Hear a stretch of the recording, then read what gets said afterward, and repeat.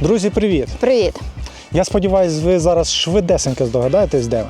Ти помітив, як тут наче все занурено в спокій, навіть дихати легше? Це місце нагадує мені одну книжку. Пам'ятаєш, як Гоголь описував в своєму романі «Мирне українське містечко»? Ні, я пам'ятаю тільки повість «Вій». І, до речі, це був перший український фільм жахів, який таки не подивилася. Подивимось? Можливо.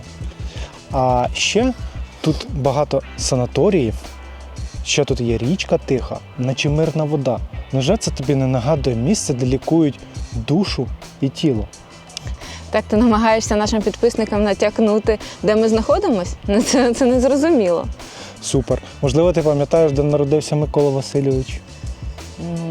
Так, десь у Полтавській області, у селі, десь якомусь. Добре. Можливо, ти пам'ятаєш збірку повістей, яка названа «Мирним українським містечком». Ну ні, все одно не зрозуміло. Блін, Маха. Ну це Миргород. Може. Я пропоную піти подивитися, які ще таємниці часів Гоголя місто приготувало нам сьогодні. Слухай, а може ми ще знайдемо ті місця, котрі описував Гоголь у своїх повістях? Пішли, звісно. Миргород – це місто, яке наче створене для того, щоб втекти від метушні. Це маленьке, але затишне містечко на Полтавщині. Його тихі вулички, зелений парк та спокійні води річки Хорол зачаровують з першого погляду. А відомий своїми цілющими мінеральними водами, Миргород давно став популярним курортом. Але навіть якщо ви приїхали не за лікуванням, тут є чим насолодитися. Старовинна архітектура, спокійна атмосфера і щира гостинність місцевих жителів створюють особливий настрій. Мені здається, що тут час наче сповільнюється, а природа надихає на нові думки.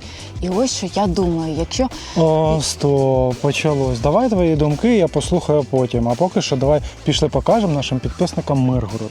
Чесно послухаєш? Чесно. Ой, да, тоді. Хлопці і дівчата, я вас спас, якщо що. Знайшла вас в Фейсбуці. Так, щоб я не загубив, не забув. У мене декілька візиток видів. Є один для людей, другий для туристичних груп, а третій мене попросили зробити для адміністрації президента і Верховної Ради. Даю вам для адміністрації президента. Блін, ну слухайте, класно, подивись. Ось такі екскурсії проводять. І ми вас знайшли саме, до речі, через статтю в інтернеті побачили, потім статтю пошукали і в Фейсбуці я вас знайшла. І я вам або зателефонувала, у вас там є контакти ваші, да, і я вам зателефонувала саме так. Приватний сектор. Там недалечко від вас є куток, який називається Портянки. Ну, видно, портні жили, які шили там, портня жили, портянки. Да? Є у нас район, який називається Стадня, є район, який називається Приліпка. Ось зараз будемо проїжджати по цьому району Приліпка. Я на Приліпці живу, до речі. Слухайте, це правда, що Миргород називається тому, що раніше це був А я город? скажу про це. Добре. Я скажу про це пізніше, да? Я завжди одну причину тільки кажу назву Миргорода, а вам скажу аж три причини. Дякую. Назву Миргорода. А ось цей район, де ми з вами, називається Личанка. Можливо, тут, звідси, місцеві жителі ходили в личаках. Що таке личаки? Личаки – це Російською мовою скажи. постоли. Лапті. Лапті. Лапті. Личаки. Коли дерли лико, і плели личаки. Отакі. І звідси в личаках, можливо, ходили туди на центральний ринок чи на ярмарок, ходили місцеві жителі. Личанка. І ось тут на Личинці на початку ХХ століття проживав місцевий житель, міщанин Іван Юхимович Купенко, який вирішив своїм односельчанам подарувати церкву. І на кошти цього Івана Юхимовича Купенка в 1912 році була збудована церква. І церква отримує назву в честь небесного покровителя, оцього ж Івана Купенка, одного з 12 апостолів, учнів Ісуса Христа, єдиного апостола з 12, який закінчив своє життя природнім шляхом, тобто не був закатований чи страчений. Апостола любові, Іоанна Богослова. День пам'яті якого Іван Купенко і в честь його покровителя Іоанн Богослов, апостол. День пам'яті якого. Добрий день, матушка. Добрий. Добрий день. Гостей привіз з Дніпра. Так, а там що, там нема нічого, хрест? Ні, нема нікого. От пішли. Церква Іоанна Богослова досить таки цікава і в архітектурному, і в історичному сенсі. В архітектурному плані вона цікава тим, що вона дерев'яна, я вам вже говорив. Ну, те, що там трішечки, ось 12 років тому, до сторіччя, вже пофарбували, там переобладнали. Дерев'яна церква. Коли її будували, при цьому не застосовували металевих цвяхів. Про такі церкви інколи кажуть «церква без гвоздей». Але, звичайно, за 112 років існування цієї церкви тут були ремонтні, будівельні, реставраційні роботи. Тобто інколи... А як вона з самого початку трималася без гвоздів? Що? Як вона з самого початку трималася? А я розкажу зараз. Да. І коли інколи, ну знаєте, такі дотошні є екскурсанти, підходили, казали, ой, от дивіться, а там, ви казали без гвоздей, а там ми дивимося сучасні ну так металорези сучасні, як же ж реставрація, де вже ж будівельні роботи проходили і все, да. Церква. І церква, що, а в історичному плані, от вона цікава тим, Марія питає, як вона трималася, тим, що це церква, яка ніколи майже не закривалася.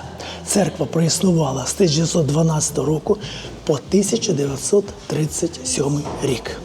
Коли почалися масові політичні репресії, так званий Єжовський період, виконувалася постанова Раднаркому. Це ленінський декрет, що підписав Ленін у 22-му році, називався «Декрет об изъятии церковних цінностей і передачі їх в пользу голодаючим». Коли церкви закривалися, руйнувалися, грабувалися, монастирі закривалися, передавалися монастирі всі переважно в систему НКВС, чи табір для дітей розкуркулених, чи ще як-небудь, да, для безпритульних. Так. А церкви або руйнувалися, або із церков робили клуби. Переважно клуби. Їх намагалися поплюжити. Так. Але отут це ж не був Миргород, це була околиця Миргорода, це були колгоспи. Ну тоді називалися не колгоспи, а таке слово було СОЗЕ або СОЗЕ – товариство спільного обробітку землі. І головою артілі цього СОЗу тут була людина, хоча і партійна, бо не партійну не поставили керувати артіллю, да? Але десь в душі, ну ще люди були релігійні, мала Бога. І вона звернулася до місцевої влади віддати оцю церкву, щоб її не зруйнували, тому що в 35-36 роках зруйнувала Троїцька церква, Воскресінська церква, Успінська церква, яку ми побачимо з вами, була переобладнана під цех по розливу Миргородської мінеральної води. Цех був. І оцю церкву теж збиралися зруйнувати. Дерев'яна, що там її затягли, зруйнували, спалили та і все. Да? І він звернувся віддати йому цю церкву в артіль під зерносховище. Це досить таке оригінальне рішення. Чому? Тому що дерев'яна церква, як оті, будемо говорити російським словом, амбари, маючи певний мікроклімат, температуру, зберігала вологість і віддали під зерносховище. І під зерносховищем була вона 4 роки. Але ось це оригінальне рішення віддати під зерносховище дало можливість зберегти життя цієї церкви. 1941 рік. Окупація. Я ніколи не думав, що мені доведеться в своєму житті ще повторювати це страшне слово окупація. Окупація німецько-фашистськими військами. І німці у вересні 41 року, прийшовши на територію Полтавщини, дивний історичний факт. Починають церкви відкривати. До 1941 року на території Полтавщини і Миргорода не було ні єдиної православної діючої церкви. А на кінець 42-го року, тобто через 1,5 року окупаційного режиму, їх уже було 243. А чого вони так робили? А зараз скажу, чому так робили. 243. Це були молитовні доми, це були церкви, це були будинки для моління. Це не тому, що німці були такими віруючими, тим паче їм православ'я було до одного місця. Вони протестанти, лютеранці. Так? Це така була політика німецького міністра пропаганди Геббельса про відкриття церков на окупованих територіях з єдиною метою – прихилити до себе мирне населення. І церкви почали відкриватися. До цієї політики відкриття церков, знову ж таки, з метою прихилення населення, в 44-му році навернули і Сталіна, коли йому на вушко нашептали, дуже багато сліз горя принесла війна. Людям, особливо вдовам, сиротам, немає вилити де горе, сльози. І це Сталін, пересилюючи свої політичні амбіції, наказав, якщо знаєте, викликати із Сибіру недорозстріляних, недорепресованих священників, митрополитів і здійснити богослужіння в недоруйнованих храмах. І вже на кінець 47-го року у нас на території Полтавщини таких діючих храмів було близько 650. Але після смерті Сталіна до керівництва державою прийшов знаменитий Микита Сергійович Хрущов, який пообіцяв радянському народу показати останнього попа по телевізору. Церкви знову починають руйнуватися, грабуватися. Так. І оця ж церква, ви ж зрозуміли, так?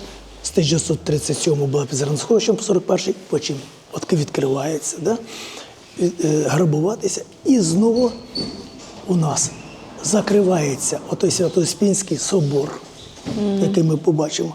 На цей час він вже був переобладнаний під бювет, де, відпочиваючи першого санаторія нашого, пили мінеральну воду. Всесвятська церква, дерев'яна церква, на тому, що перевезена зі Скельського монастиря, була знищена, зруйнована.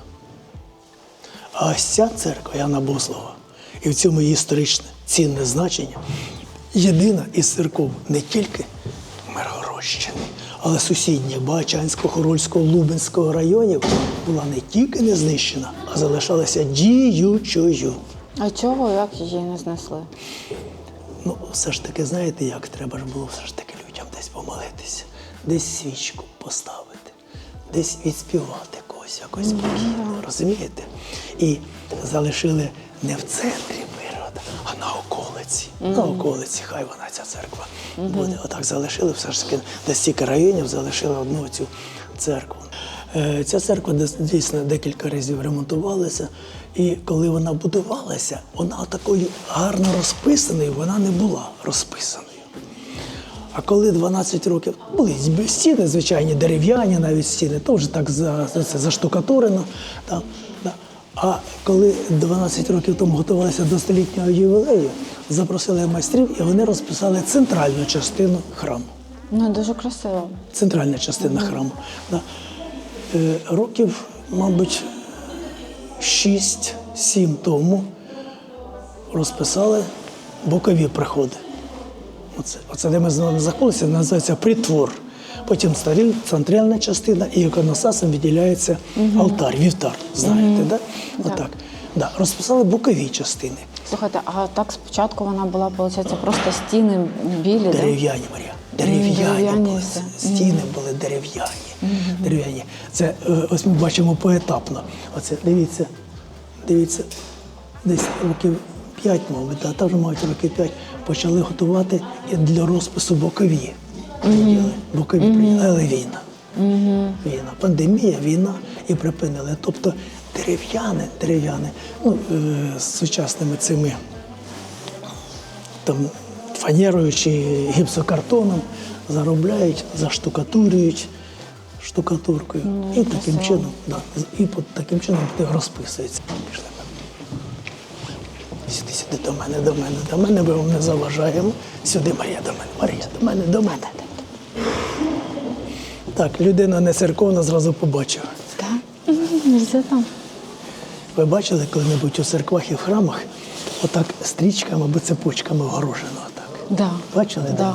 Це того, що не благословляється, тобто не дозволяється в церкві ходити між аналоєм і іконостасом. Отак не можна, отак обходять.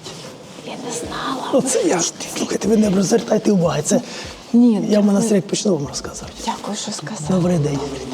Одну хвилинку я розкажу. Дивіться сюди. Старовинна ікона 17 століття. Це батюшки, я питав. Старовинна ікона 17 століття. Миколая Чудотворця. Гляньте, яка цікава. Це такий, як, знаєш, Діма, як ото Афонський іконостас. Афонський, так, це щось схоже таке. Друга ікона. Ікона 19 століття. Це Константинопольський, Вселенський, або ще кажуть Царіградський патріарх Афанасій Лубенський, мощі якого знаходилися у Лубнах, в Лубенському Марському монастирі. Покровитель Марського монастиря.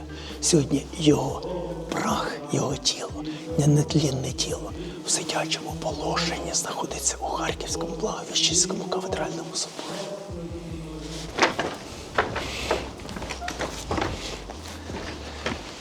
Дуже красива церква. До речі, зараз ми можемо перервати нашу екскурсію, приєднатися до цієї церемонії і поїхати разом з ними. Ну ні, дякую. Ви розповідаєте цікавіше, ніж з ними там оцей Пішли, я от. відкриваю цю алею, вашу провіряю. Знаменитий голівський герой, прізвище якого? Прізвище скажіть, якого? Галушка? Блищенко. Діма. Хлестаков Іван Хлестаков. Олександрович із комедії «Ревізор». Це шкільна програма. А який котяра там біля нього, я потім розкажу, чого котяра. Ага. А там заховалися в кущах. Хочете підійдемо? Пішліть.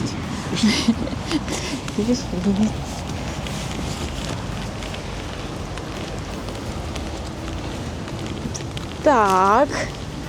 А це вечора на хуторі Близдиканьки. Це, напевно, цей. Черевички ж дає. А де Діма, хай біжить. Іди сюди. Біжить. Ти знаєш, хто це? А, це цей кузнець і Оксана. Не кузнець, а коваль. Коваль А як звати? Вакула і Оксана. Вакула. Коваль Вакула дарує черевички своїй коханій дівчині Оксані. Черевички, привезені із Петербурга. Петербурга. Да, Петербурга від самої цариці. Але я скажу, що тут скульптори трішки порушили українські традиції. А чим порушили? Ще на коліно, мабуть. Правильно, молодець. Козаки ніколи, ні перед ким, а тим паче перед жінками на коліна не ставали. Поняла? Ну, хтось не знав. Пішли. Слухайте, так тут ціла дійсно алея. Секундочку, це так. Я зараз перерву свою розповідь. Можливо, завтра знайдете час приїхати. Ну, десь з 9 години, скільки ви виїжджаєте, я не записав відео. Значить, ось тут за торговим центром знаходиться Миргородський базар. Ми так його там проїжджали. І з цієї сторони, да? Базар, а на базарі знамените на всю Україну миргородське сало. Хто б до нас не приїздив, завжди купує сало миргородське. Підете, тільки пробуйте, дозволяється нас пробувати. Пробуйте.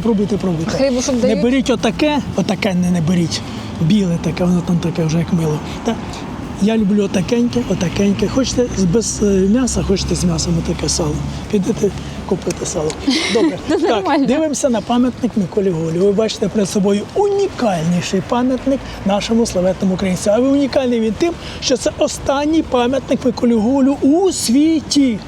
Коли 15 років тому відзначали 200-річчя з дня народження Миколи Голя, у світі було відкрито 3 пам'ятника Миколі Голю. Один відкрили італійці у Римі, де Голь провів 10 років свого життя. А 2 було відкрито в Україні і обидва в Миргороді. Бюст Миколи Голя на території санаторії імені Гоголя.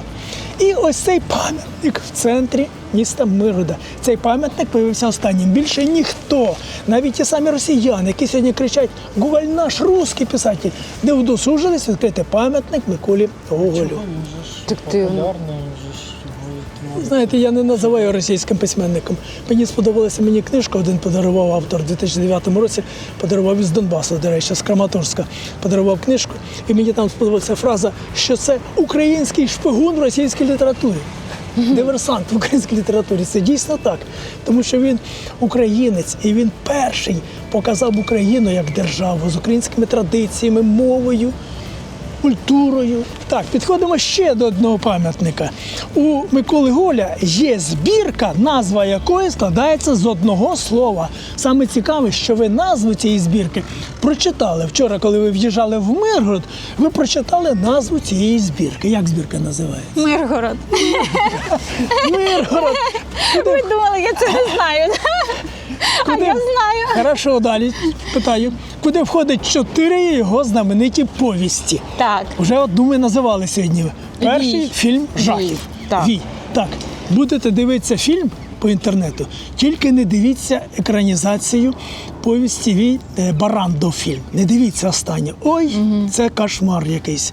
Тільки першу, 64-го року. Куравльов, Варлеч. Останнє це російська чи що? Воно там таке об'єднане, це Барандов, чешська Барандов, там така дурниця. Так, друга історична повість із цієї збірки «Мир», яка називається «Тарас». Бульба. Ви дорослі, то ви знаєте вже ж все, да? Може вже. Да. А коли для дітей проводив екскурсію, і тільки скажу так, Тарас, а вони хором Григорович Шевченко. Ну що, дітям? Да. А вчительки сміються. А я словами Гоголя до вчительок звертаюся. Кажу, над ким смієтесь, господа? Над собою смієтесь. Це ж не вина дітей, що вони не вивчають творчість Гоголя по курсу української чи російської, а зарубіжної чи світової літератури. Добре. Третя повість називається «Старосвітські поміщики». А четверта повість про те, як посварились Іван Іванович з Іваном. Нікіфоровичем. От Молодець. четверту я знала, От да, молодець. повість, і я навіть її читала. Готувалась. Да? Готувалася. А я от тільки ту. А дітки кажуть, я кажу з Іваном, а дітки Васильовичем кіно надивилися, як Іван Васильович міняє професію. Да? Да. Тот, у кого голова похожа на редиску фастом вниз, это Иван Иванович. У кого голова похожа на редиску фастом вверх, это Іван Нікіфорович. Саме так знайомить Микола Гоголь своїми знаменитими миргородськими поміщиками, які посварилися із-за дурниці. В таку гарну, сонячну, як сьогодні, погоду, служниця Івана Нікіфоровича винесла на подвір'я провітрювати домашнє майно. І винесла провітрювати рушницю. Що? І Іван Іванович з висоти свого росту побачив через тин рушницю, яку винесла, одягнувся пристойно, взяв у руку палицю. Ви коли наступного разу приїдете в Морд, беріть з собою палицю, тому що Голь всіх попереджує. В мір раді більше собак, ніж людей. Да. І пішов у гості просити подарувати йому цю рушницю. Ви що, Іван Іванович, її воробйов будете стріляти? Да ви, Иван Никитич, разносились со своим ружьем, как дурень с писаною торбою. А ви, Іван Іванович, настоящий гусак. І оте небережне слово гусак і стало причиною майже 12-літньої тяжби спору між двома миргородськими поміщиками. І цей спір розглядався в Миргородському повітовому суді, про який Микола Гоголь писав: «Нет в мире лучше дома, нежели повітовий суд». Пішли. Ось це Солоха. Де? А це герої з збірки «Вечора на хуторі» бліз Тіканьки. Діканьки. Так, Десь тільки для вас розкажу і дуже рідко кажу. Якась примета є, що її натирають, Зараз скажу. полірують. Значить, це я кажу для вас, тільки скажу. Гоголь хотів назвати цей твір «Вечора на хуторі» бліз Полтави. Тому що не Диканька, а Полтава була знаменитою завдяки історичній Полтавській битві. Але Гоголя випередив Олександр Пушкін, який у 1831 році поему свою назвав «Полтава». Недоречно було б у Петербурзі в російській літературі двічі повторювати назву нашого українського міста Полтава, і тому Гоголь, скориставшись тією ситуацією, що в 1931 році власнику Диканьки під Полтавою, міністру внутрішніх справ царської Росії Віктору Павловичу Кочубею надається статус князя, і про Диканьку Кочубеївську заговорив весь світський Петербург, особливо після того, як по запрошенню Кочубеїв Диканьку відвідав сам імператор Олександр І, Гоголь, щоб бути поближче до свого земляка Кочубея, міністра внутрішніх справ, вони жили разом у Петербурзі, підлизаться, да? Він і називає цей хутір поблизу Ось Диканьки. Диканьки. І оце наша Диканська, Сорочинська, Полтавська, Дніпропетровська Солоха, яка за декілька хвилин різдвяного вечора умудрилася заховати до мішків і сільського голову, і козака Чуба, і чорта, і ще кого, Маша? І кого ще? Дяка. Дяка. Ага. Дяка. Це той дяка, який, залицяючись до Солохи, підійшов до неї зі словами. А тепер згадаєте, як ви сказали, попросили дозволу мене знімати, да? А коли до групи до мене приїжджали, а я завжди вже попереджував, щоб як вийдете, ви мене, кажу, не фотографуйте, не знімайте. керівники груп це знали. Кажу, а вони кажуть, чого? Я кажу, ну тому що фотографують, а потім виставляють в інтернеті. А я стою, рот розкрив, розказую, руками розмахую, пальця в носа десь засунув. А потім виставляють в інтернеті, це все смішно. Для чого воно так треба? Я кажу, треба вибирати ракурс, красиво, потім станемо, сфотографуємося, як казала Проня Прокоповна, як прийняти. Льожа, сидя, да? Да. І я кажу, не фотографуйте. А коли підходимо до цього пам'ятника, я кажу, а ось тепер наступає той момент, коли можете мене фотографувати навіть без мого дозволу. Це той момент, коли дяк, підійшовши до Солохи, каже, а що це у вас? Великолепнейшая, солнцеобразная Солоха. Шея. А на шее что? Моністо! Єсть? Є. От дуже гарний ракурс. Тепер зрозуміла, це половину ви тут натерли, да, напевно? Так, Паша, не дуже смійся, бо через 10 хвилин будемо сміятися ми. Так, коли для дітей проводив екскурсії, діти вони більше нас знають, інтернет дивляться там вже. А я ж, звичайно, культурно ж для дітей отак закриваю і кажу, дітки, натирайте носа ось сільському голові. Вони кажуть, для чого? Я кажу, щоб соплі не текли, не хворіли, коронавірус вас не брав, не кашляли, не чхали. А вони кажуть, а ви хитрі, а що ви там спиною натираєте?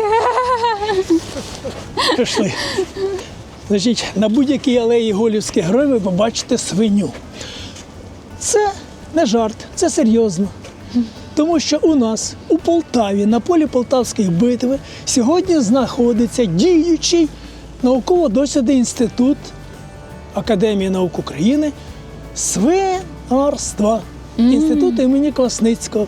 В цьому інституті свинарства із 6 відомих м'ясосального напрямку свиней в Україні вирощено 4. Це полтавська біла універсальна, миргородська ряба, рожева смугаста, я там ще інших і не пам'ятаю. Да? І коли у нас у 2011 році проводився в Мироді фестиваль, присвячений ювілею саме цієї породи, миргородської рябої свині, мене запросили в образі Гоголя туди на фестиваль. І до мене підійшли отак тележурналісти, там блогери підійшли і кажуть, яке Гоголь має відношення до миргородської породи свиней, яку виростив Полтавський інститут свинарства. А я кажу, задовго до інституту свинарства, це до 30-х років минулого століття, позаминулому віці столітті, на літературну алею саме свиню вивів Микола Гоголь. Він писав тільки не ряба свиня, він писав бурая свинья. Це та бурая свинья, яка і украла грамоту, прошення, жалобу, скаргу Івана Нікіфоровича із будинку повітового суду. І тому ми свиню бачимо як літературну героїню. Так, для вас Така жирненька. Да, для вас теж розкажу. Колись приїжджає, це ж давно, вже років, може 10 тому, приїжджає із Києва група така велика, вони ж їздять тими автобусами по 40-50 чоловік, приїжджає, а оцих лавочок не було. Це їм тільки 4 роки, яких поставили ці лавочки. І одна така, така, як оце настроє, екскурсантка, така нехуденька, заморилася. І вона сіла і сидить отут на свині, так сіла і сидить. А я ж отак стою перед групою, руками розмахую, розказую, а потім з таким розворотом кажу, знайомтеся, свиня наша миргородська.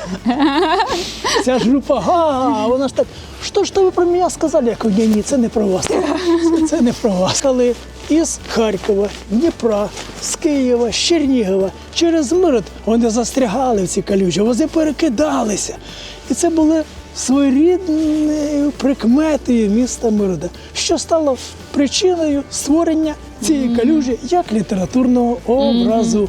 І тому ми в Мироді кажемо, хто був в Мироді, але не бачив миродської калюжі, той, вважайте, і в Мироді не був. Це він так розказав. Коли в 30-ті роки минулого століття почалася забудова уже як курортної зони Миргорода, першого санаторію, почали робити нові вулиці, робити гатки, тобто загачувати, калюжу цю загачувати.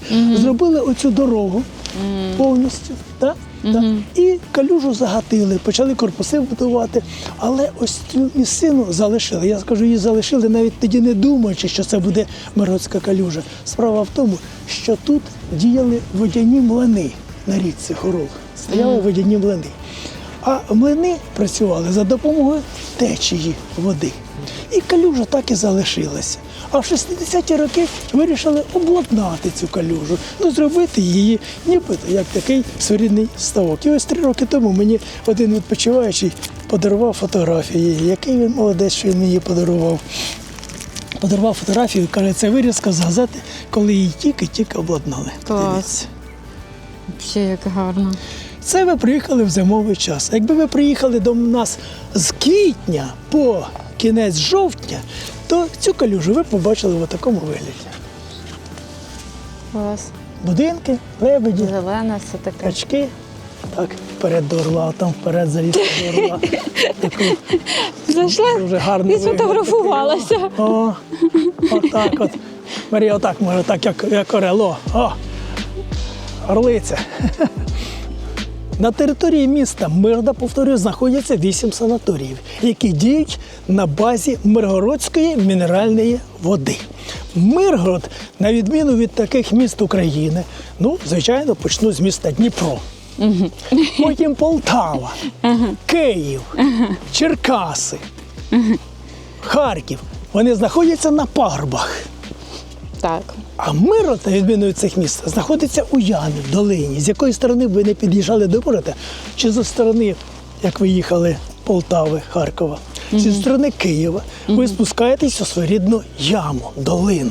І ось таке цікаве місцезнаходження Миргорода у ямі, долині дало можливість віднайти на початку ХХ століття цілющі родовища Миргородської мінеральної води, яка, стікаючись з усіх 4 сторін, на глибині третього водоносного горизонту 650-850 метрів набуває мінеральних властивостей. Пробували вже гідрологи вчені, виїжджали за межі Миргорода. 3-4 кілометри від'їдуть, просверлять свердловину, а вона там зовсім не мінеральна. Саме на території міста Миргорода вода на оцій глибині третього водоносного горизонту, змішуючись, набуває мінеральних властивостей. А скажіть, будь ласка, вона спочатку, говорять, воняла і була дуже несмачна. Ну, а типу, що з нею потім зробили? Ну, а що, з нею щось зробили же ж? Але ось цю мінеральну воду в Миргороді віднайшли досить таки випадково. На початку ХХ століття в Миргороді не вистачало звичайної питної води. І в 1910 році миргородська влада вирішила, щоб забезпечити населення питною водою, просверлити свердловину. За допомогою німецьких технологій в Миргороді була просверлена свердловина глибиною 674 метри. Я вам те місце пізніше покажу. З цієї свердловини ударив потужний фонтан води.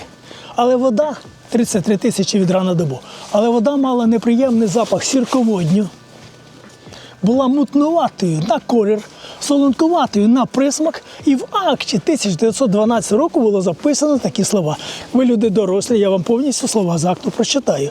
Тому що коли в мене дітки на екскурсії, то я одне слово пропускаю. Вони або сміятимуться, або зовсім не зрозуміють. В акті було написано так. Вода в Миргороде вонючая, проносная, к употреблению вовнутрь Можно непригодная. сказать, диетическая, а не проносная. Она просто диетическая. Ні, це так було написано в акті, да? Да. І сміються. І вода має дійсно проносні властивості. І коли до нас у Миргород приїздили, ну до війни переважно люди приїздили, знаєте коли? На першотравневі дні, там вихідних було цілий тиждень. Або сьогодні на Різдвяні свята, або на новорічні свята. На 4-5 днів приїдуть там з Києва, Харкова, з Дніпра і починають пити оцю воду 3-літровими банками, намагаючись випити стільки, скільки люди пили в радянські часи курс лікування 24 дні. А місцеві жителі такі дивляться, ну, давай. 24 дні. Ну, сьогодні так, 18 днів на центральному курорті. Да? Ну, переважно скільки грошей хватить, тому що Ну, потім да. спитайте ціну, у мене тут прейскурант є. А, у вас навіть таке є? А як же ж, да. Є. Да? І тоді, коли вони не нап'ються води 3-літровими банками, на жаль, я таких гостей Миргорода не можу запустити на екскурсії, тому що вода починає проявляти свої властивості, і далеко від санаторії вони бояться відходити. Це жарт, звичайно. Але оскільки іншої води в Миргороді не було, населення вимушено користувалося цією вонючою проносною водою. Брали її для купання, для прання, для господарських потреб, провели навіть у міську лазню в баню. І помітили миргородці зміни у стані свого здоров'я. Вода б, може, залишилася невідома офіційній медицині, якби в 1911 році в Миргород приїхав Іван Андрійович Зубковський, генерал-майор медичної служби. Уроженець міста Миргорода, Миргородського повіту, село Єрке. Служив в армії, учасник русько-японської, російсько-турецької війн. Повернувся, вийшовши у відставку, генерал-майор медицини. Був обраний міським гласним і звернув увагу як лікар на властивості цієї води. Посилає її на Я дослідження. вибачаюсь, але тут така страшна картина, статуя, ужас, прямо ж жахлива вона, мені здається. По секрету розкажу. Тут один мужчина є, чоловічок. Він ото дідушка скульптури робив. А тут чоловічок, він оформлений як маляр-штукатур. Маляр-штукатур.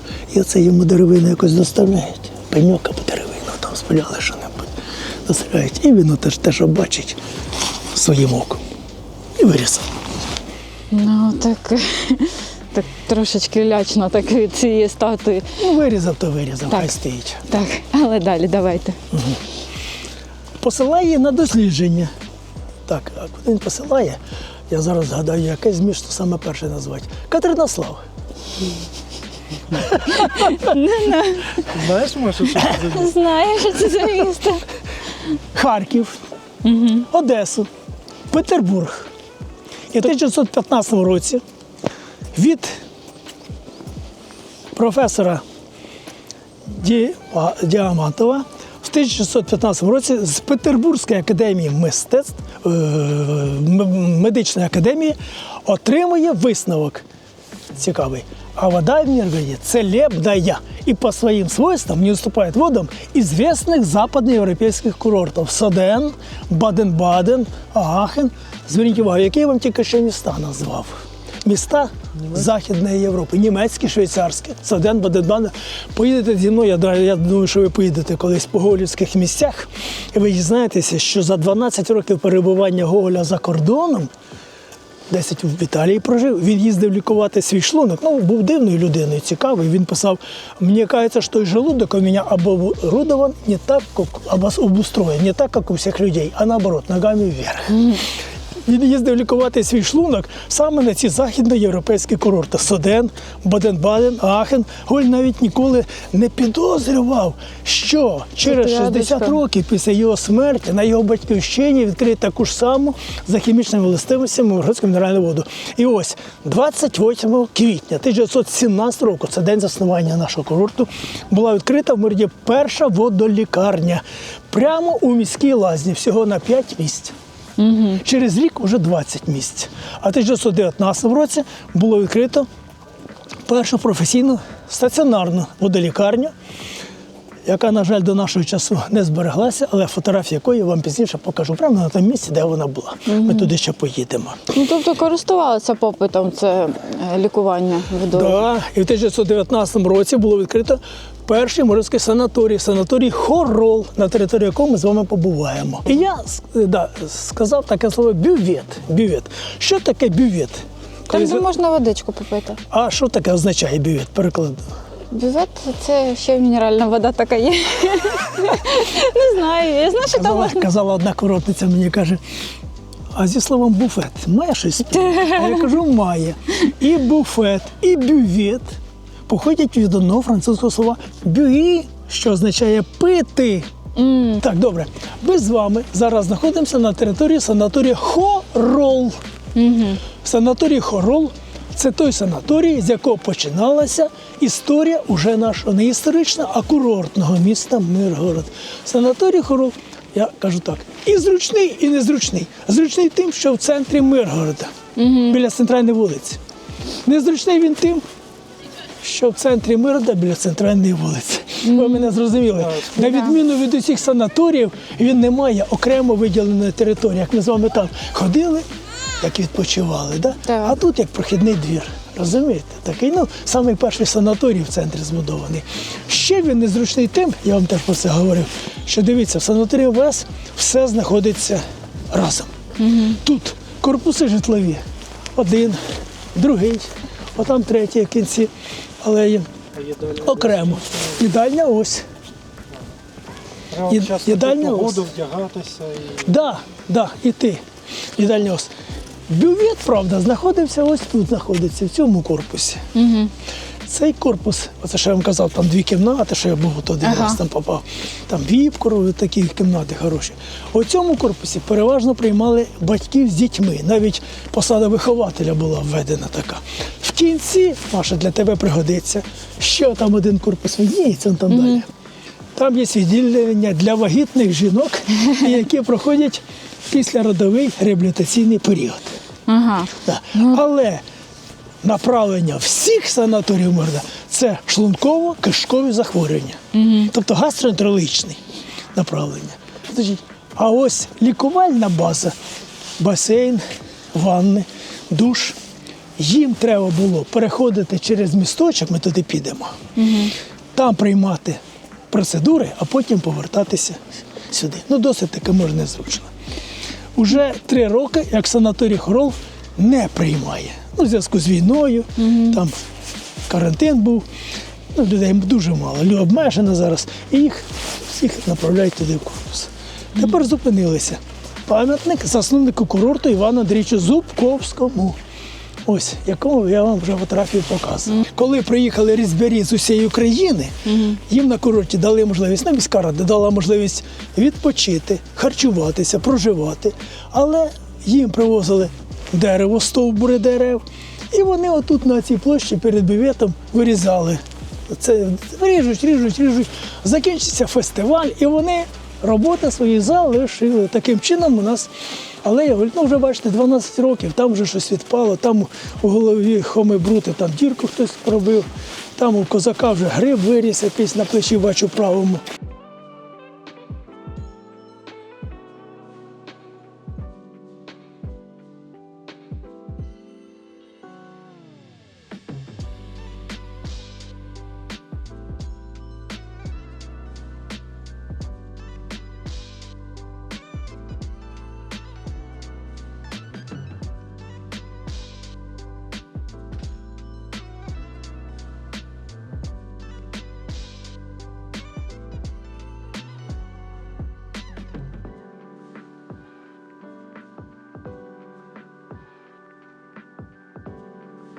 Що в тебе там, як, що хворіє? екскурсію. Бювет медсестра, да.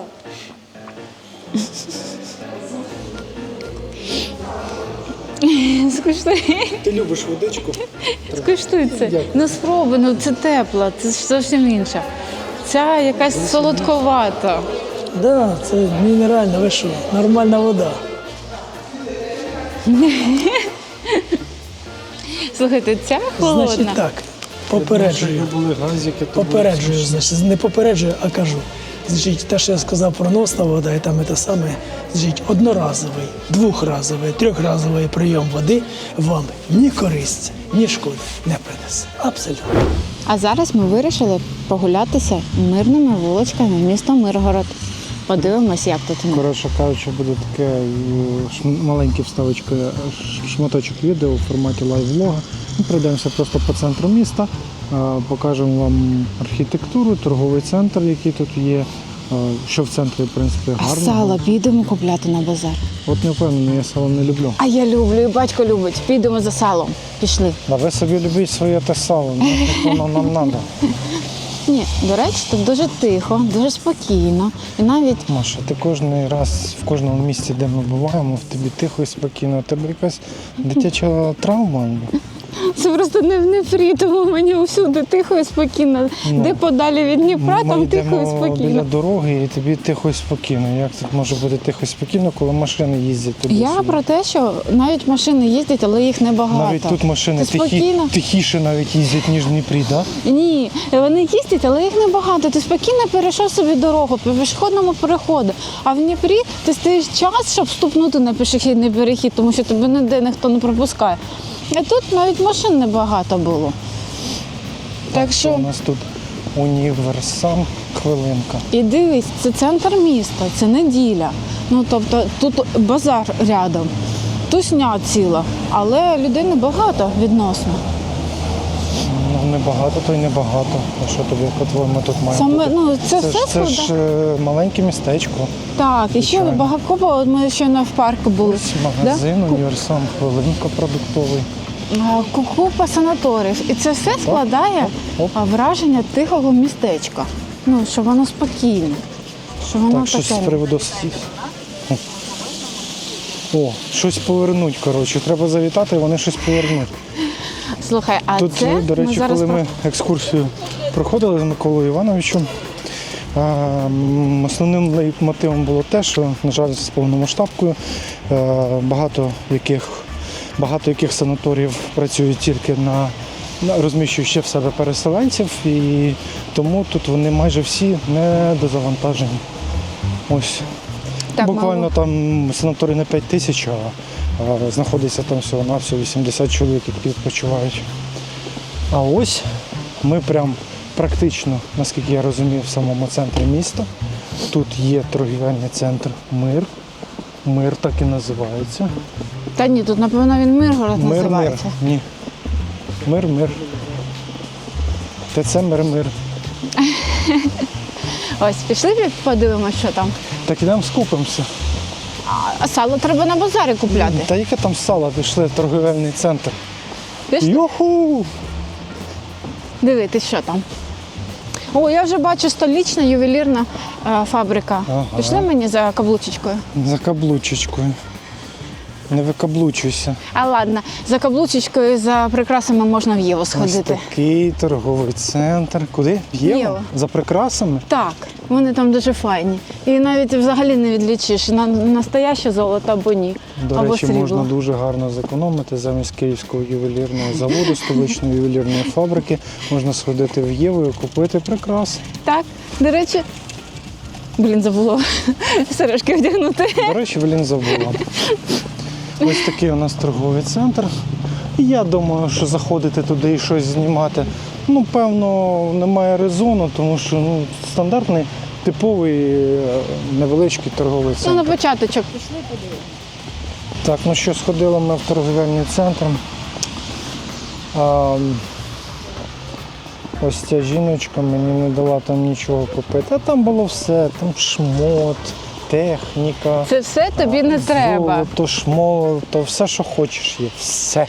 Це все. До речі, класний торговельний центр і двіжовий такий, людей там багато. Обслуговування там добре. Слухай, Уважно. звичайно, добре. Всі. Хотіли нам продати дещо, але ця жінка мені не дозволила. Я не дозволила, я сказала, що мені це не подобається. А ти рішай сам. Коротше, друзі, хто буде дивитися це відео, я запускаю проект «Шукаю жінку». Ну, Міняю жінку, по-моєму. Був такий проект, і ось я... Міняється На СТБ. ненадовго. Ну. На СТБ був такий проект «Міняю жінку». Ти хочеш поміняти жінку, щоб купити собі те, що ти хочеш, а потім обратно? Да. Так не вийде. Так це не працює, киця. Нам Микола Іванович вчора казав, що там прям якесь таке сало. А ринок? Можна походити, попробувати просто. Базарний день в невеличких містах. Да, базарний день в невеличких містах. Це саме круте місто. Місце. О, Саме круте місто. місце. В містах місце. Трошечки путаюсь. Тому будемо зараз йти і купляти сало. Дуже смачно. Насправді не будемо. До речі, тут навіть пам'ятник свині є. А чому? Тому що тут дуже смачне сало. Ми готівку не брали, тому нічого купляти не будемо. А може тут на карту можна перевезти? Так що ми зараз подивимось. І, до речі, розповім. Центральний ринок. Так. О, ось він. Центральний ринок. Всі діла. Я навіть боюсь туди йти. Подивіться, який двіж, скільки автомобілів. О, май. Ось прям курорт Миргороду, да? І так центральний ринок.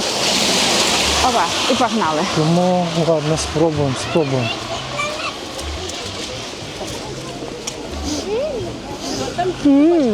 Чувствуєш?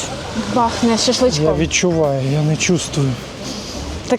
Таким шашличком таким. Я відчуваю. Легесенький. Ой, диви, хот-доги, як ти любиш. Ну що, ти хочеш влізти в кадр, то влазь, будь ласка, в кадр. Я не хочу, я думала, ти знімаєш просто ринок. Ні, я не Ну, що знімаю ти, ну? ринок. Для чого мені? Мені здається, що тут треба питати людей, де Щоб купити мене сало. зараз побили тут. Чого це тебе поб'ють? Так, тут шмотки. Ну йди запитай в когось, де їдло взяти. А ви не підскажете, де тут можна їжу купити? Сало, там щось таке. Ось зараз наліво, вверх. Щось Марія знайшла. Мясний павільйон. Ага, о, це нам і треба, дякую. Куди треба йти? Пішли. От зараз скажуть, що знімаєш. Прямо і наліво, там буде м'ясний павільйон.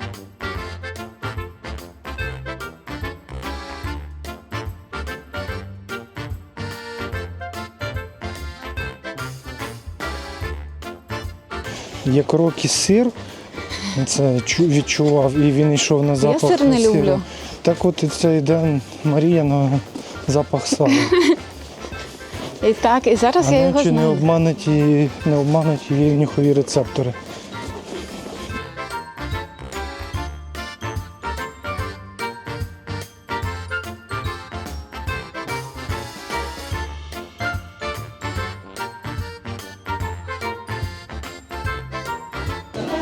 Миргородське м'ясо сало.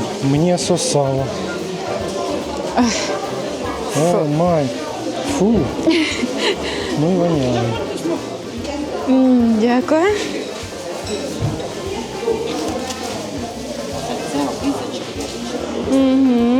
Обрізочки ти не хочеш?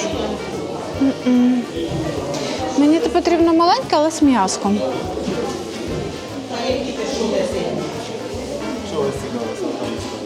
Ось сало цікавить. 100, 150, 250. А з м'яском є у вас? Ото вже все, що осталось, по 250, отаке товстеньке. Воно з м'ясом, то товстеньке. Раніше треба приходити. Ну так, да, пішли, може там ще є.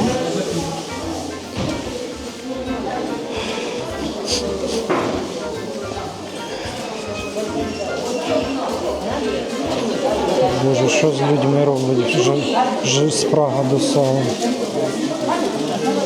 Просто Микола Іванович сказав, що воно повинно, щоб воно було невисоке, але з м'яском. Ну, мабуть, треба раніше приходити просто.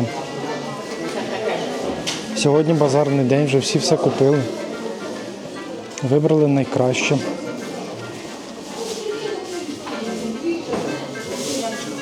А скажіть, будь ласка, по чому сало?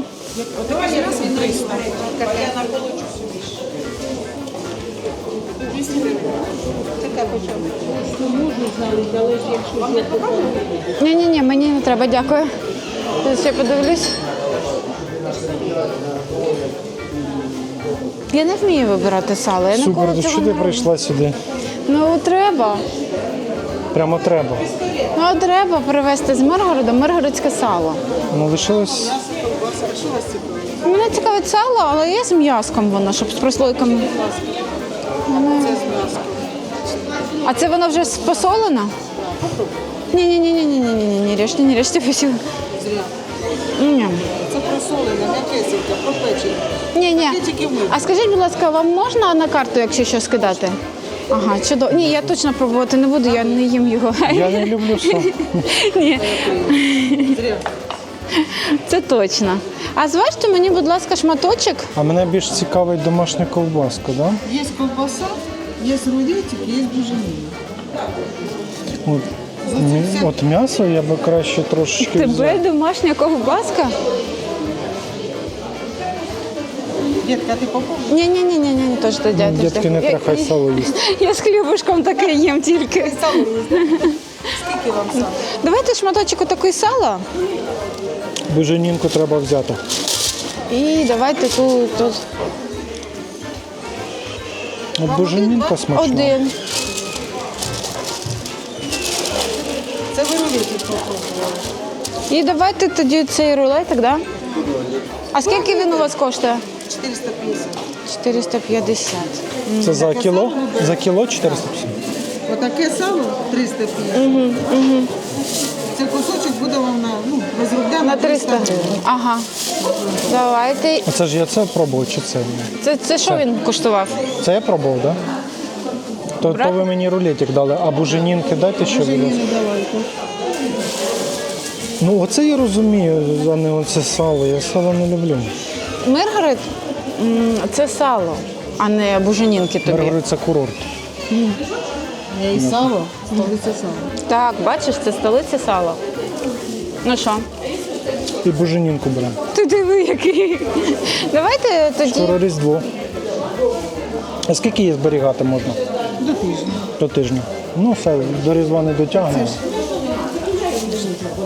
О. З ковбаски сала небагато, так? Да? Ні, я з м'яса роблю. Супер. І ковбаску беремо, бо з хроном буде якраз. А скажіть, будь ласка, наскільки воно заважить приблизно? Буженінка? Ну, оцю відкриту ви можете. А, ну давайте оцей шматочок, да. Давай, наскільки він? Грам 700. Давай, може, тобі тільки буженинку тоді? Ну і ковбаску. Візьміть цього потрошку. Все потрошку треба Тому взяти. як Ну і давайте. А ковбаска по чому у вас? воно все по одній ціні 450. 450. Все по 5. Ну, давайте тоді ще ковбаски. Скільки нам? Десь півкіло. Сонечко. Десь півкіло.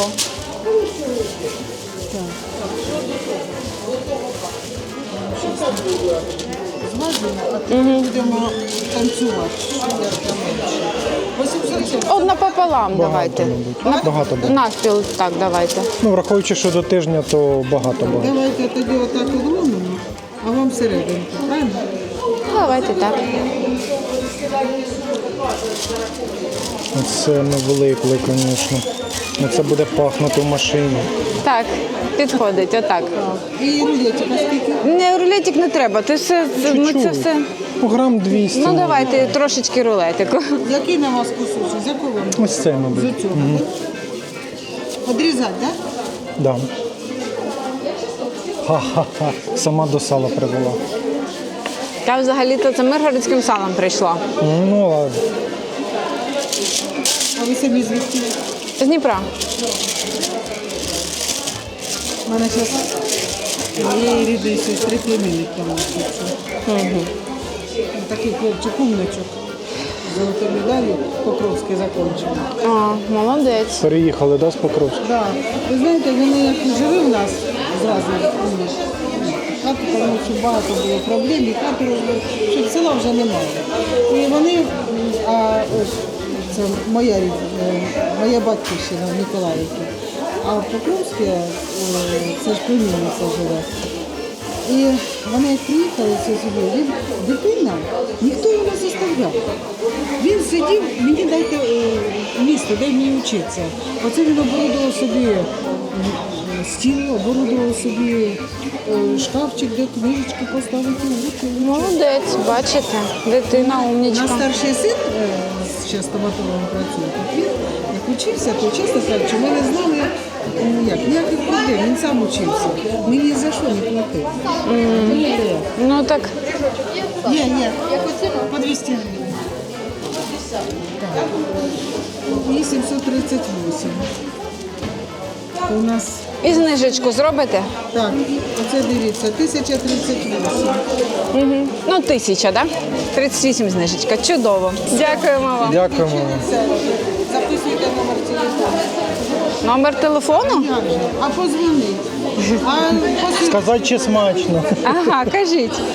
066 Так, 722 так, 17 так, 81. так. Звати мене Ірина Іванівна. Прізвище Чайковська запам'ятаєте. Добре. Підписуєте. І коли ми зробимо відосик, вам скинути, так? Коли ми зробимо відосик, ми вам Ще відправимо. відосик? Так, ми вам відправимо. Ну, ми взагалі з Дніпра приїхали в Миргород погостювати. Вчора були на екскурсії з вашою місцевою знаменитістю Миколою Івановичем, той, який схожий дуже на Гоголя. Ось, да, погуляли. І зараз він порекомендував зайти на ринок, тому що Полтавщина – це столиця свиноробства. Навіть пам'ятник свині є. Так, ну діло то не Полтавщина, а Миргород. Миргород. Да, він саме про Миргород і Ну, це я казав. так вже сказав. Ну що, ти задоволена, Марічка?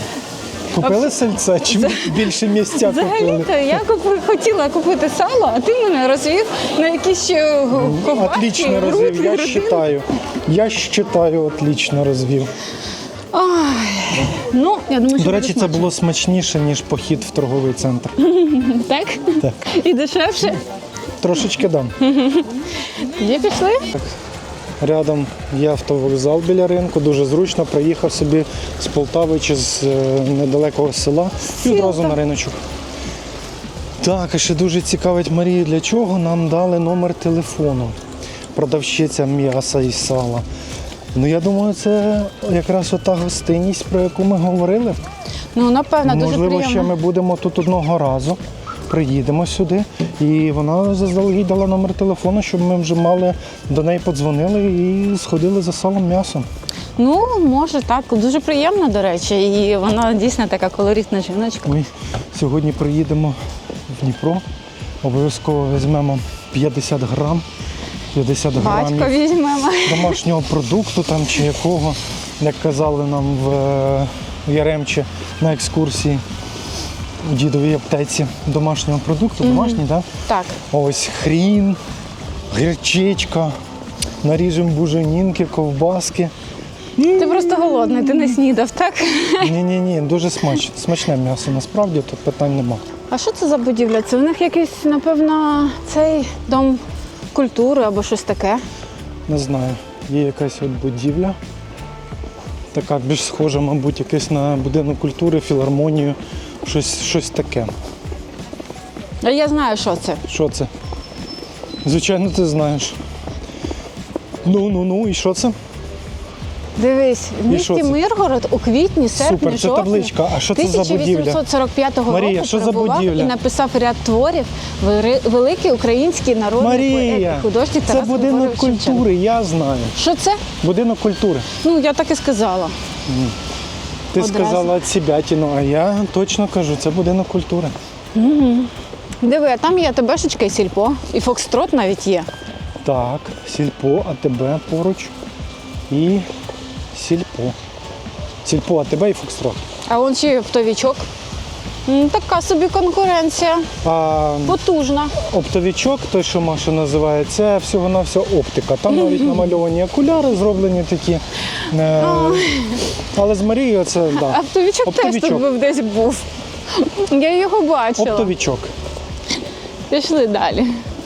Ось Активний. Єва, ось пішли за Готель прикрасами. Миргород, стабільно в кожному містечку є готель одноіменний, як і місто називається. Стабільно в кожному місці є Єва. Пішли. Я не знаю, що ми в Єві ще не бачили, звичайно, але, мабуть, ще щось не бачили. Там купа знижок, мені багато чого треба. І Марія, як завжди, Це жіночий рай, ти можеш мене йде тут в жіночий почекати. рай. Да, я почекаю. Ох, на кінець. Я знайшла, що довго шукала. Все інше я можу І в що Дніпрі це таке? купити. А ось це його русявого не було в Дніпрі. Я вже шукаю місяць. Я думав, що ти зараз вийдеш з повним пакетом чогось. Ну, то все я в Дніпрі можу купити. А ось бачиш, Тобто цього виходить, що в Миргороді є ось така от штука, яку купиш тільки в Миргороді. ну саме цей колір я довго не могла знайти. Він, напевно, дуже популярний і його розкупають. Ну, ви всі колір бачили, якщо раптом не можете знайти в своєму місці, то треба Ні, їхати колір в не Миргород. за миль колір, а то вдруг усі кинуться за цим кольором, я його навіть в Миргороді не зможу знайти. От є салон Чик-Чик. До речі, назви тут дуже маркетингові. Салон Чик-Чик. Мир-мир. Ти це? Да. Торговий центр Мир-Мир, салончик Чик-Чик. Мені дуже подобається. Не салончик чик-чик, а салон чик-чик. Салончик чик. Чик-Чик. Ні. Салон Чик-Чик. Да.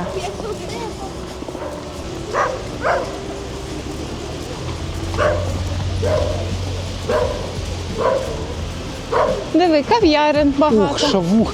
Може, шавухи бахнемо? Ну, може.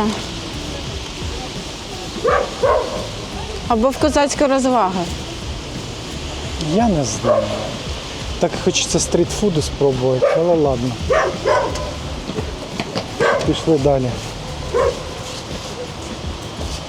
Просто якщо б було тепло, то я б, напевно, з'їла би зараз шавуху краще. А так як холодно і хочеться в теплі їсти, то трошечки не дуже зручно. Тому що це все ж таки стрітфуд і треба їсти це на вулиці. Ну, ось так от йдеш по центру, ніяких відвертостей нема. Так, звичайно, це не щось таке, чого ми не бачили раніше ніколи. Але тут є том, який мені потрібен. Не те, щоб, але якесь таке створює враження це містечко затишку. От Я прям тобі казала з такої- самого початку, ти от хіхікав з такої мене. Полтавської затишності якоїсь такої. Ну, важко передати словами, можливо. Я просто не дуже літературний, не дуже літературна людина, але дуже цікаво поєднано сучасність. Тут є всякі айпіпли, всякі Мобілочки. мобілочки, дзвіночки. аптеки, всяких цін, є секонд-хенди. Звичайно, це все є. Але якось це все поєднується з цим чи курортною розміреністю, чи що. Так, напевно, це за рахунок того, що тут півміста займають ці курорти і ось такий Парк, спокій в парках. Дерева, цих. парки. От влітку обов'язково треба задатися собі, пообіцяти собі, що якщо все буде добре, влітку сюди приїхати. Я впевнений, що в парках тут буде просто кайфово. Мені теж так здається. Ось все, що хочеш, є смарт-шопи, всякі там. Коротше, є все те, що в будь-якому мегаполісі або в будь-якому містечку є. Але я погоджуюсь з тим, що тут зручніше, тому що це все в одному місті. І ти приходиш, щоб тобі не потрібно було, ти просто приїжджаєш у центр і тут все знайдеш. Точно сюди приїхати потрібно. Якщо ви хочете такий відпочинок, там, релакс, повалятися, походити на процедуру, попити водичку. Несмачну. Ну, як для кого? Ні, вона не Водичку, смачна. Піти в парк посидіти, послухати спів пташок і так далі. Ось Миргород, мабуть, так потрібно переїхати. І, до речі, як ми вчора говорили з Миколою Івановичем, повітря в Миргороді безкоштовне.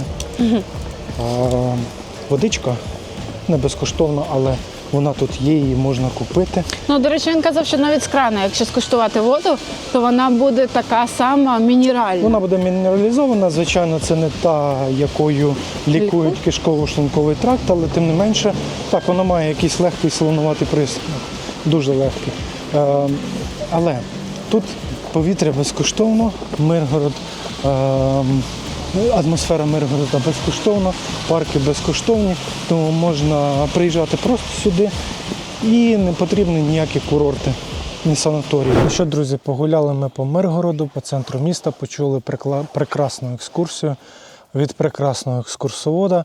І ви зараз, мабуть, думаєте, а що це у нас на фоні, що це за розвалюха і куди ми проїхали. Насправді це місце має незвичайну історію.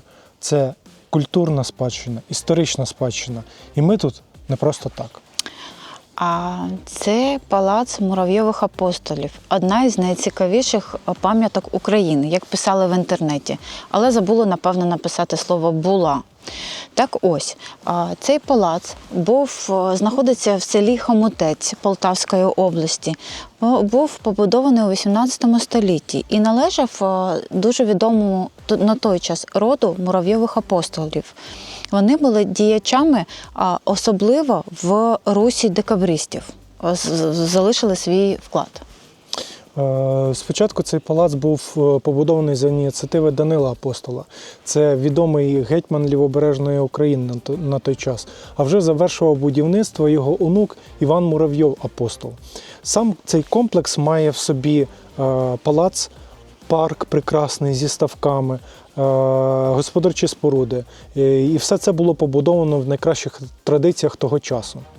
Саме тут проводили дитинство діти Муравйова-Апостолова, які були учасниками декабристського руху. І саме вони боролися за справедливість і за свободу.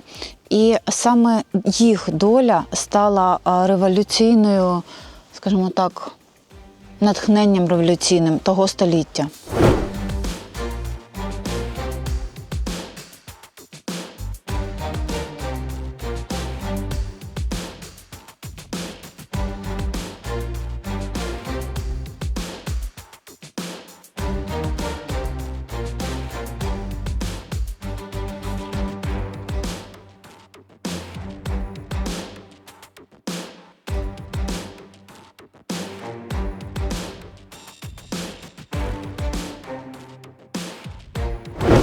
Почули ви всі історії цього місця, подивилися на той його стан. І насправді ми зараз йдемо гуляємо по цьому парку, де знаходиться палац. Тут же знаходиться і коледж, до речі, діючий коледж, так? Так, він Тобто в діючий. такому історично-культурному місті ще є діючий коледж. І зараз третя година дня, субота. Тут просто нікого немає. Ну от взагалі від слова зовсім. Тобто парк такий собі, от як майже безлюдькою. Я не знаю, як тут влітку. Мабуть, варто сюди точно влітку приїхати. Ось зимою немає нікого, жодної душі взагалі. І мені трошечки шкода, що такий палац був гарний, і зараз він в такому занедбаному стані. Трошечки шкода, що не дослідили за ним. Коли це був коледж і ще тут діти вчилися, то ще якось за ним слідкували. Але зараз видно, що це просто розруха. Так що Але коледж не діючий. коледж ще діючий, поставили нові корпуси. Ось ми зараз йдемо до нового навчального корпусу. А цей корпус став непотрібним. І він, бачиш, в якому стані зараз. Ну, справедливості заради потрібно, звичайно, сказати, що зараз повномасштабка і не до цього. Але давайте Але ж будемо це не 3 чесними. роки він в такому Давайте стані. будемо чесними, ніхто не займався цим і до повномасштабки. І скільки таких занедбаних будівель є по всій Україні, це просто капець. Просто ти бачила, яка там архітектура прикольна? Прикольно. В арки ці круглі. Яскравий приклад, по-моєму, коли передають такі місця інвесторам, приватним людям, приватним інвесторам. Це, здається, замок Шенборнів в Закарпатті. Він в прекрасному стані. Звісно, це туристичне прекрасна місце. територія. Ми там були на цвітіння сакур. Там круто. Там люди є, там розвинуте місце, є туризм. Так тут є так само, тут дорога не така уж і погана до цього міста, це по-перше. А по-друге, диви, тут є парк, тут є річка, тут є... Дорога краща, ніж Дніпро-Царичанка, насправді. Так що... Ну, тобто тут є потенціал, аби ж була ініціатива в когось. А так потенціал тут є. Що, друзі, ось і закінчилось наше знайомство з Миргородом. Які наші враження? Насправді, якщо ви хочете просто відмітити це місце, бути тут проїздом, то ок, без питань. Приїжджайте і будьте, гуляйте тут самі. Але якщо ви хочете знати щось цікаве про Миргород, щоб у вас була екскурсія цікава, пізнавальна і весела, то вам до Миколи Івановича. Це місцева родзинка, місцева знаменитість. І якщо подивитись на його фотокартки, послухати його, подивитися з ним відоси, то виявиться, що це дійсно не місцева знаменитість насправді, а знаменитість регіонального значення. Адже жодна подія, яка відбувалася на Полтавщині або безпосередньо в самому Миргороді і пов'язана з культурними подіями часів Гоголівщини, не відбувалася без нього. Любі журналісти, любі блогери і навіть пан президент Ющенко проводили екскурсії разом з ним. Тому контакти Миколи Івановича ми лишимо в описі, і якщо захочете круту класну екскурсію, то точно вам до нього. Місто наче створене, щоб втекти від міської суєти. А тут місто створене із самих санаторіїв та парків, які створюють цей затишок і цей спокій. Звісно, ми скуштували миргородську водичку. Вона зовсім не така, як ми п'ємо в баклажках, які ми купуємо у нас в місті. Вона не дуже смачна, але вона точно лікувальна. Ви знаєте, що я дуже полюбляю з будь-яких істочників скуштувати воду. Знаємо, Так ось- пам'ятаємо, водичка з септику. Так, ось це вона не була найсмачнішою, але мене хоч тішить те, що вона була лікувальна. А ми були також у садибі Хомутецький, так, у місті Хомутець. І вона, напевно, раніше була дуже красива. Там дійсно локація дуже гарна, там є парк, там є садиба. Але, на жаль, вона знаходиться в занедбаному стані. І це дуже прикро. Як і більшість культурних пам'яток, на жаль, сучасної України. Так. Справа тут точно не в воєнних діях. Так, і напевно раніше вона дійсно була найцікавішою пам'яткою або одною з найцікавіших пам'яток України, але, на жаль, зараз там вже майже руїни. А якщо ви хочете смачно поїсти в Миргороді, ви можете це зробити і в модернових закладах, і в закладах, які дозволяють нам пірнути в атмосферу часів Гоголівщини. Але однозначно Це буде дуже і дуже смачно. І якщо ви хочете узнати щось про місто більш цікаве, ніж про це написано в якихось статтях і так далі, і з душою, вам обов'язково потрібно замовити екскурсію у Миколи Івановича, і з ним, якщо у вас є власний автомобіль, можна поїхати по місцям Гоголя, таким як Сорочинці, таким як Диканька і так далі. І, друзі, якщо вам сподобалось наше відео, підписуйтесь, ставте лайки та пишіть в коментарях ще міста, які би ви хотіли подивитися. Пока-пока! І ми обов'язково їх відвідаємо. Пока! Так.